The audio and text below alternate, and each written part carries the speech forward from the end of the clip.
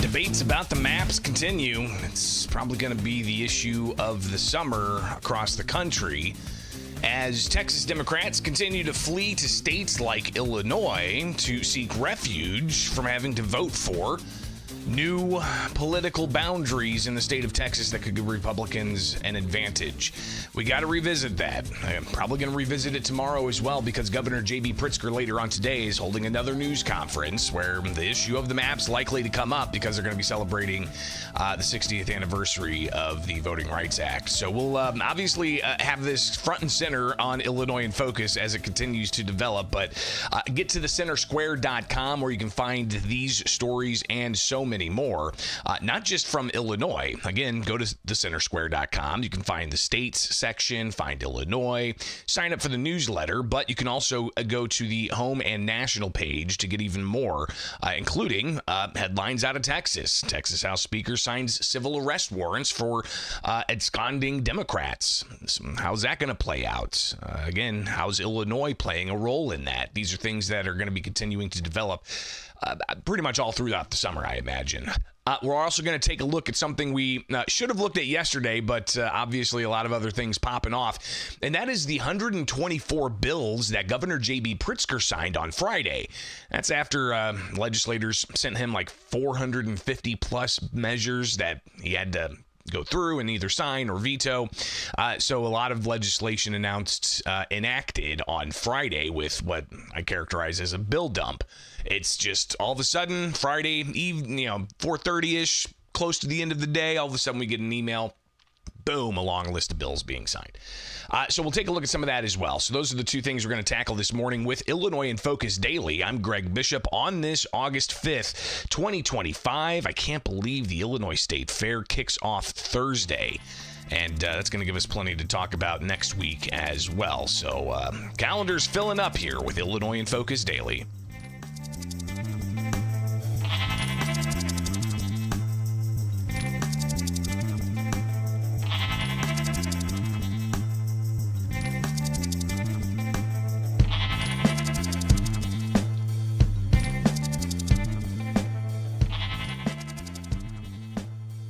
Why we don't do everything in our power to ensure that Illinois shows up for Illinoisans. In fact, as much as I appreciate Illinois helping out people from Texas, the South Side and the West Side could use that same level of energy. So Chicago Mayor Brandon Johnson yesterday at an unrelated event seeming to call into question leading Illinois Democrats holding news conferences with Texas Democrats when there's people struggling in the city of Chicago, and I would venture even to say in places like East St. Louis and so on. But it looks like the political spotlight's on the maps again. As we talked about yesterday with Illinois in Focus Daily, it's going to be something we're going to continue to address because it's probably going to be the storyline of the summer, especially when it considers national ramifications. So yesterday we evaluated some of what Governor J.B. Pritzker had to say with some Texas Democrats late Sunday when they flew into Illinois. And then later on in the day, as you'll find at thecentersquare.com, and don't forget to get the headlines in the newsletter each and every weekday morning. You can pick those up in your inbox. Go to thecentersquare.com, and you can see the headline there. Texas House Speaker signed civil arrest warrants for absconding Democrats after no quorum was reached Monday. They're hoping to round them up and bring them back to Texas. Among the things they're voting for, not just the political maps, but also relief from the recent devastating, deadly flooding that happened. So that's also on the docket down in Texas. But they can't get anything done because Texas Democrats fled the state to states like Illinois. So again, it's Illinois in Focus Daily. You can wake up with us each and every weekday morning here for Illinois in Focus Daily with the Center Square, where you can get the headlines and also the podcasts. But one of the headlines at the Center Square is Pritzker's called a hypocrite for sheltering Texas Dems over political maps. And it's going to continue. Governor has another news conference today.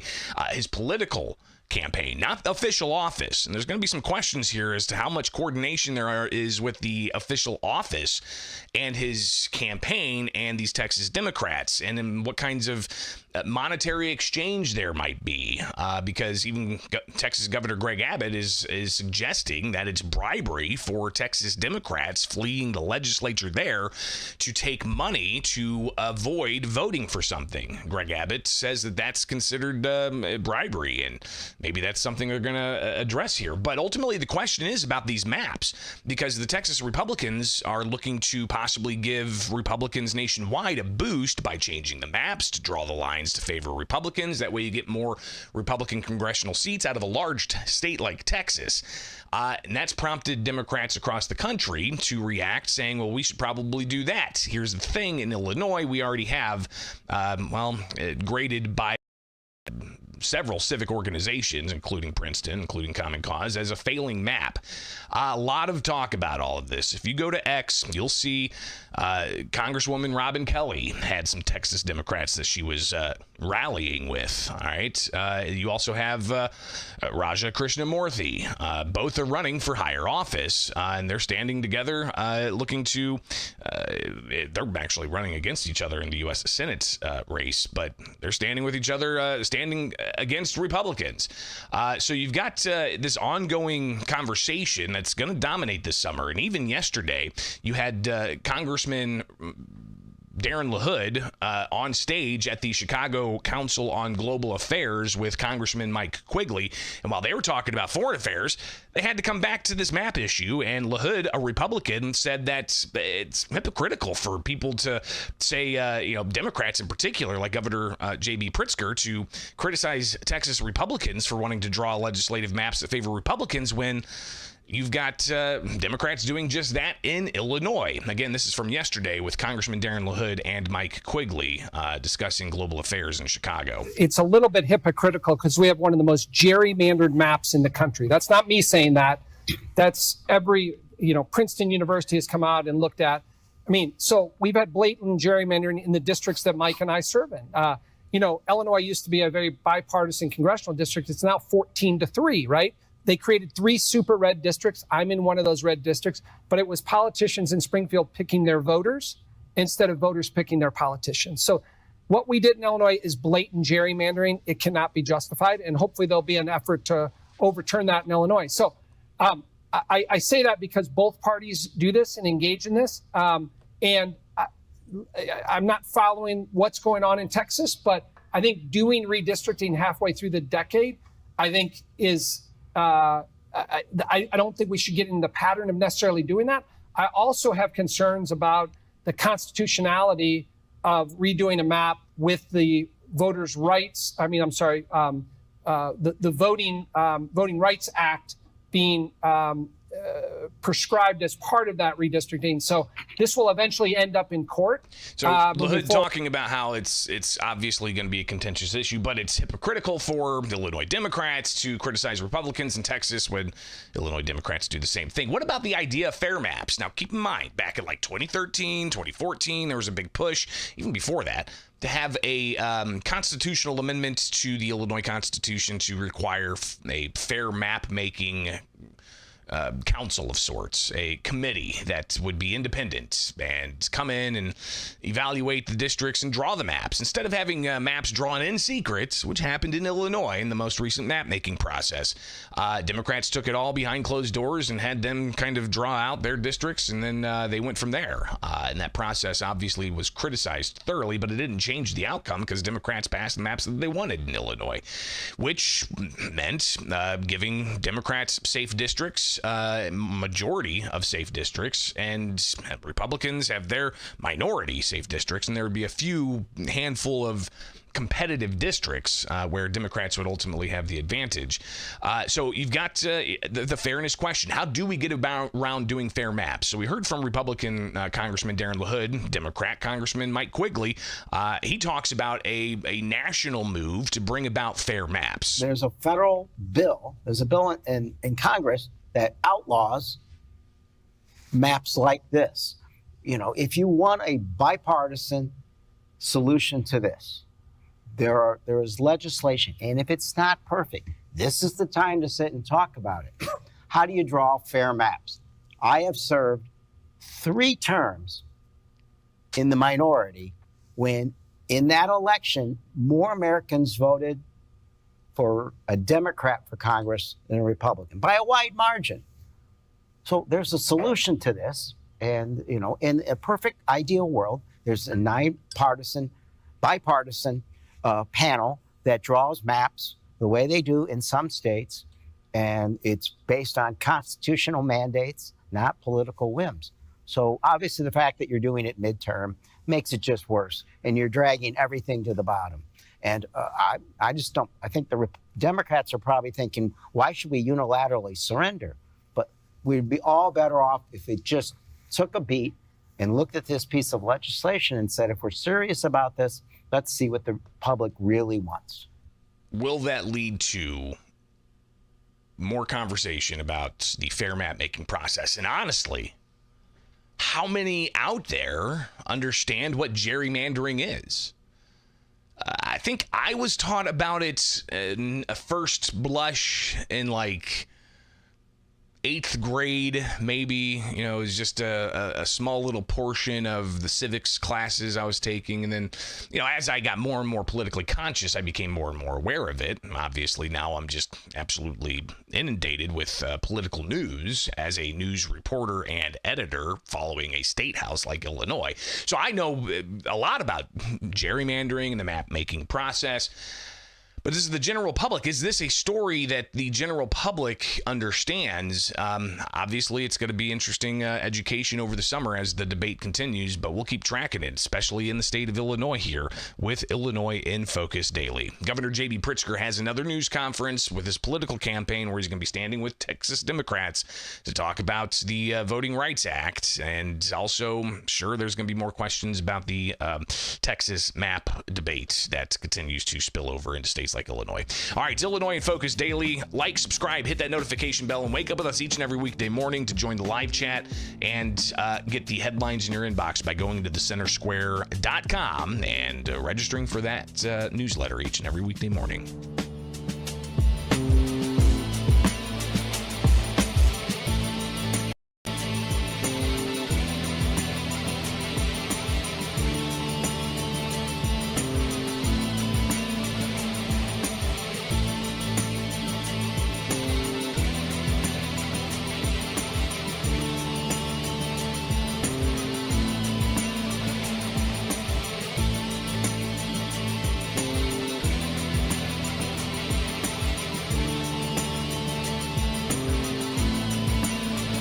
No secret that the liability, particularly the debt liability. All right, hold on, Brandon. We'll get there in a moment.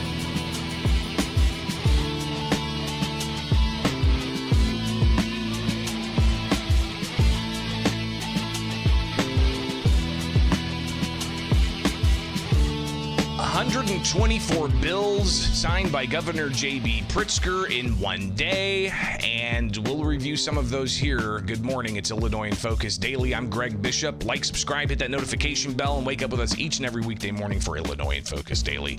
And get the headlines in your inbox at thecentersquare.com, where if you woke up Saturday morning, this was probably in your inbox with Pritzker signing 124 bills Friday, impacting Chicago pensions, artificial intelligence, school buses, bicycles, and more. And this obviously is something that we anticipate this time of year, as you've got the governor having to sort through 450 plus bills that the legislature sent him during spring session.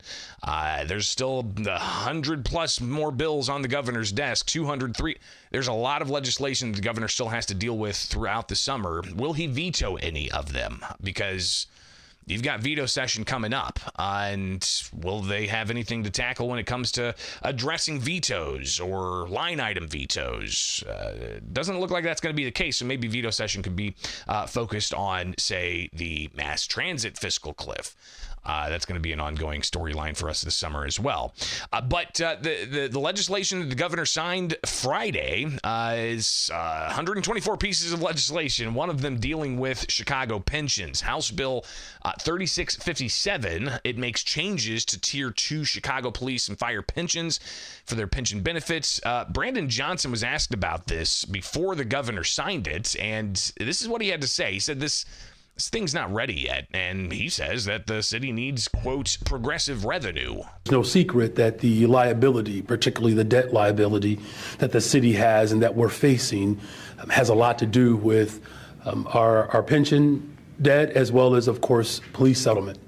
I've spoken to the legislature about my concerns about this particular bill, and I still have those concerns. Our finance team has evaluated the ramifications of such a law, and I am still very much concerned about the expectation and the demand of taxpayers to be able to pay these pensions, particularly without any progressive revenue attached to it. Here's what should or still could happen, is that in our effort to secure retirement for our public employees, which is critical and constitutional, absent progressive revenue, it's impossible to sustain that expectation. And so this, I guess the best way to put it, this is incomplete. So do I hear you saying that the governor should veto this unless he identifies progressive revenue? I'm saying that without progressive revenue, there's not a pathway that allows for us to be able to maintain these obligations. So the mayor saying that he needs progressive revenue. He's been hitting that drum quite a bit, dealing with so-called progressive revenue. It's the governor not necessarily taking the word of Johnson, and instead signing the bill on Friday. The city's got $1 billion budget deficit they're heading into. Their pension debt is $36 billion unfunded, and this could add $11 billion over time on what the taxpayers in Chicago are going to have to pay for with the enhanced benefits for Tier 2 Chicago fire and first responders. So that measure is now law, effective immediately. A couple of other things that we can go through here, and you can go and look at the list yourself by going to the story. Pritzker signs 124 bills, and if you scroll down, you'll be able to see the entire list on the governor's website, breaking down each one of them, just quick little blips about what it is and the bill number, and you can go and look it up and read the legislation yourself and when it's effective. So you can comb through that yourself. But I did some of that for you. So what we're going to do is just kind of go through some of these. One of them, Senate Bill 1441, it amends the Secure Choice Savings Program. If you're not familiar with that, the Secure Choice Savings Program is a program that was set up a couple of years ago to essentially say that all employees need to have access to some kind of savings account. And what the measure did was it said, employers, you have to enroll employees into a savings account. You don't have to match what the employer, or rather what the employee puts in, but you're going to start the employee off with, I think it was like 5% of their pay is going to go into a retirement fund, something like a 401k. And they can take it with them and transfer it to different employers if they wanted to. But what Senate Bill 1441 does is it amends the Secure Choice Savings Program and requires participant employees to automatically enroll employers to enroll employees into the Secure Choice Savings Plan with penalties that could be leveled. Another measure that's going to impact employers is requiring group and individual health insurance policies to provide coverage for therapeutic horse riding. therapeutic horse riding should now be covered by individual health insurance and group insurance policies. And that's going to start January 1st, 2026, requiring coverage for therapeutic horse riding. Schools starting immediately. Well, actually, it's July 31st when this actually kicks in, but requires newly purchased school buses to be equipped with lap and shoulder belts starting July of 2031. Here is a little bit of the debate on the House floor when this passed during spring session just a handful of months ago. Senate Bill 191 is really a bill about the improving of the safety of our children that are riding school buses every day back and forth from our homes to school. Ultimately, this is very, very simple and straightforward, that starting in 2031, all new school buses will be required to have a 3-point seatbelt. This might sound interesting. It's really not that notable in the sense that school buses are already pretty safe, and all new manufactured school buses already are really focusing on having these 3-point seatbelts. It's going to keep our children safer. We have a note that the Illinois School Transportation Association estimates the additional charge for the seatbelts on a full-size bus ranges from $7,000 to $18,000. Are you aware of that estimate? No, I'm not. And again, I think that the point there is a cost to having seatbelts in the bus. This is really consistent with what all school bus manufacturers, especially the larger school bus manufacturers, are doing already. And with a 6-year phase-in, there's no known cost because this really is consistent with what they're already doing. So it's going to take 6 years to phase this in, but starting in 2031, school buses will have to have seatbelts. You've got more legislation here involving veterans. The SNAP program, Supplemental Nutrition Assistance Program, is going to be available to veterans and active military members if they need it, if they qualify for it. You've got Senate Bill 2175 that allows for state of Illinois employees who are veterans to receive up to 4 days of leave on top of standard sick leave to attend military service-related medical appointments at any type of healthcare provider. And you also had another one, I believe, that passed as well, and that would have allowed for military veterans who are part of like honors guards and color guards, and being able to go to military funerals and to perform the honors there. They can get time off, paid time off, I believe, to be able to do that. So several things involving veterans. Hunting, you've got a couple of interesting things here. House Bill 2340 requires the Illinois Department of Natural Resources to issue a landowner deer permit to any property owner with at least 20 acres of property in an area with confirmed cases of chronic wasting disease. So handing out some more hunting permits there for certain things. And again, House Bill 2339 impacting hunting amends the wildlife code and requires DNR to end the use of its sharpshooting program 3 years after the last confirmed use of CWD. Within an area they are monitoring, the program may be restricted if CWD is again identified within that county. Impacting driver's licenses, and again, we're just going through a small portion of the 124 bills that Governor Pritzker announced were signed on Friday. But concerning driver's licenses, the requirement the Secretary of State has to put your blood type, or to have a section there where you can put your blood type on there, that apparently doesn't have to be on there anymore, so it removes that requirement. We'll see what little space they have there and what they fill that with, but that takes effect January 1st. Speaking of the Secretary of State, he obviously has the mantle of being the state librarian, and he hands out grants to public libraries. Well, now they can use public library grants to enhance security. So that can help with a variety of different types of things. House Bill 1910 requires all libraries in Illinois to maintain a supply of opioid antagonists and take steps necessary to have at least one person trained in that. And that's obviously a couple of things there to fortify libraries with security and to also get them ready if they need to deal with any kind of drug overdose that's opioid related. We talked about this one. House Bill 1806, effective immediately, prohibits the use of artificial intelligence for independent therapeutic decisions. You can't use AI for therapy to make those therapeutic decisions. AI can be used for a variety of things to help with administration, of scheduling, of, some of the mundane office tasks, but you can't, as a therapist, take AI and say, hey, go and take care of Greg Bishop. He's got questions. You can help out.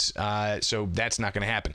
I talked with Neil Perica. He is with a company that does artificial intelligence therapy, and he talked about how this measure, which is now in effect, and the conversation I had with Neil was before the measure was signed, obviously, but he says it's going to impact people in Illinois. This is going to be a real problem for the people in Illinois. I mean, we're talking about a measure that's basically going to stop a lot of people from getting access to quality, affordable care that really doesn't have measures in it to try to figure out how should we design safe systems, guardrail systems, or, mechanisms to actually help people. And so, I think this is definitely one of the more restrictive pieces of legislation that we've seen, and it's basically going to stop people in Illinois from having access to a lot of the latest technology. So clearly that's not going to be allowed anymore, and it could come with a $10,000 fine if federal regulators investigate and find out that indeed somebody or company is violating this. By the way, I saw on Grok, when they just uploaded it and updated it, there is a therapy button on Grok, which is X's artificial intelligence. Maybe they didn't get the memo. I'm not sure. We'll see how that plays out. But clearly, a lot more legislation to go. If you go to ilga.gov, let's go ahead and do this really quick, because they did update the website, by the way. ilga.gov. It's flashier. Look, it looks more modern. It's Web 2.0. 15 years behind. You've got the ability to go to reports and inquiries. Let's go to legislative reports. I think this is where it's going to be, again, new website. So I gotta kind of relearn this all myself. So sent to governor. Let's go to that one. Sent to governor. No, don't want to do that one. That's date specific. How about this? Pending governor action. That's the one I want right here, right? Pending governor action. We click that.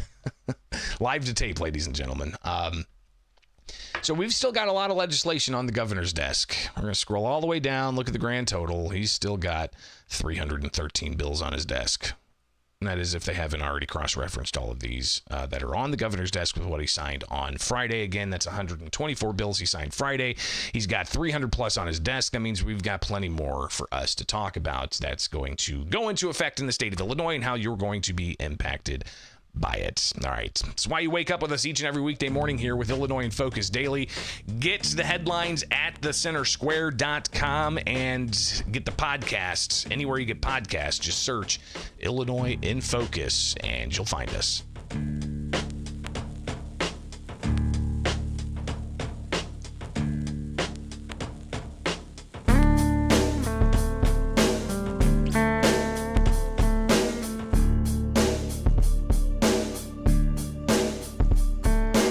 That's all I got for you today.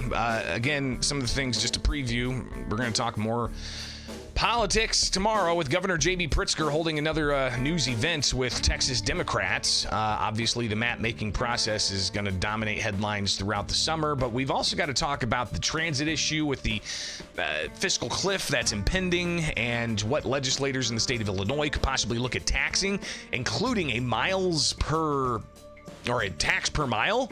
That's been floated again. I don't know if that's going to really go anywhere, but maybe it's just a way to start the conversation. Not sure. We'll keep posted on all of that. And if you want to stay plugged in too, get the headlines in the inbox of your email. Go to thecentersquare.com and register for the email. It's free. Do it once. Every morning you'll start getting headlines in your inbox. And again, wake up with us here with the Center Square on YouTube for Illinois in Focus Daily. Have a great rest of your Tuesday. We'll see you back here tomorrow for more Illinois in Focus.